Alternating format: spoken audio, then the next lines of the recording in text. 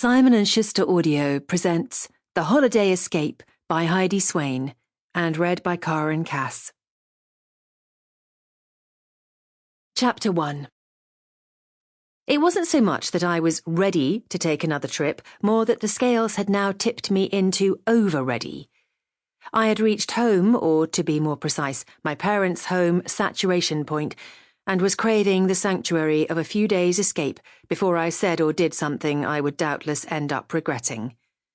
Thanks to a hectic winter and early spring schedule spent further updating Hollyhock Cottage, it had been months since my last getaway, and now, right at the end of March, I was poised to take some much-needed time out to refresh and reset before the start of yet another busy season living and working in Kittiwake Cove. I was so desperate to leave the Dorset coast and all its associations behind that I would have happily settled for any destination.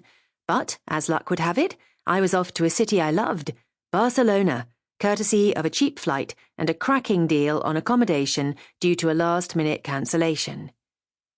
Just as it always did, my heart picked up the pace as I stepped into the airport and immediately headed for the restroom, where I would walk in dressed casually and for comfort, and come out transformed into the sleek, sophisticated European city dweller I longingly wished I was.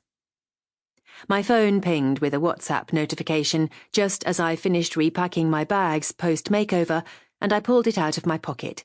I knew who the message would be from, and, down to the last letter, what they would have typed. "Hey, Ali, all absolutely fine here, so don't worry about a thing. Eat, drink, sleep, or not. Winky face. Repeat, and we'll see you in a week. F. Kiss."